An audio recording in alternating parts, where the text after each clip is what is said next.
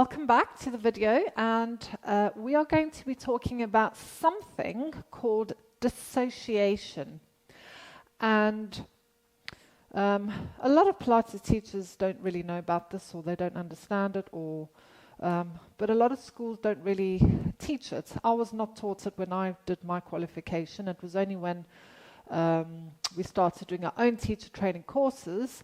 And Paul's background, which is rehab, injury rehab and stuff, that I actually started learning about this. So, and it is quite.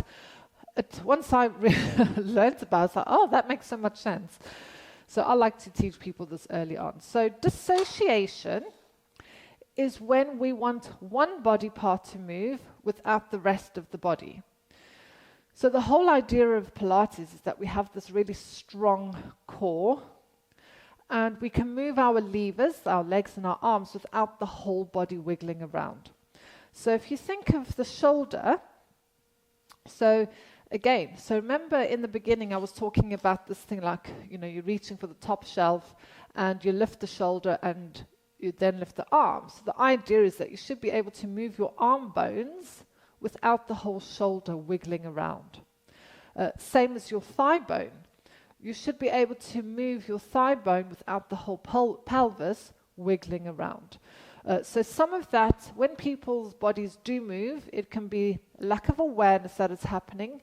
It could be that the joint is so stiff that it's happening, or the muscles around the joint are causing like this lock-in of the joint, and it causes the body to move. So a lot of what we teach in the Pilates class is about freeing up that joint so that you can have a good range of motion and not use everything else in your body to move the lever, so to speak.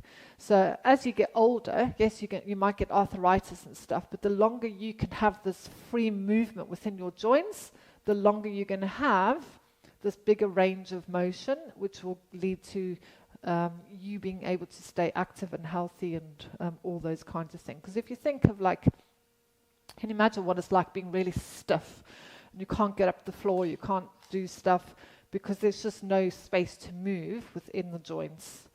So again, with the pelvis, so if you think of where your thigh bone, and it's a little bit different for people that have had hip replacements because it really depends. There's so many different kinds of hip replacements. It really depends on what the consultant says. There's some movements that you shouldn't do when you've had a hip replacement. So don't worry. When we go through the classes, I'll always mention it. Moving your thigh bone inside of your hip socket without the whole pelvis. So you can even just think of even just sitting here, it's like, can I bring my leg up towards my body without doing something like that? Bit of an exaggeration. When we teach in the classes, I'll be talking about the dissociation. So, try and make sure that your pelvis is not moving as you move your leg. Except for some people, it will happen. It might just be that it's a lack of awareness. But if you, in your head, you're like, I'm really trying, even though there is movement, you're still innervating all those muscles to try and help stabilize the pelvis. So there will be times where you just can't help it.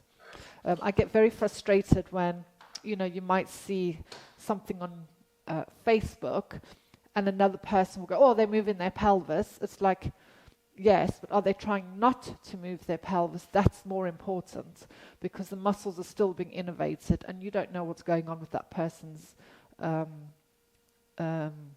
body. I've had people that have had rods in their back, and there's certain things that they're trying to do, but they can't do because it's stuck with a metal piece of rod. And then, so if someone were to see them on Facebook, they're, oh, that's wrong. I said, well, it's not wrong. You don't know what's going on. So it is a little bit bugbear in mine. So that's dissociation. It's like, can you move your arm bones inside of the shoulder socket without the whole socket moving? Can you move your thigh bone inside of the hip socket without everything moving? So that's dissociation for you. In the next video, we're going to be talking about neutral pelvis versus flat back. So if you've ever done a Pilates class, or you might have heard this terminology before, but we're going to discuss the differences between them. So I'll see you then.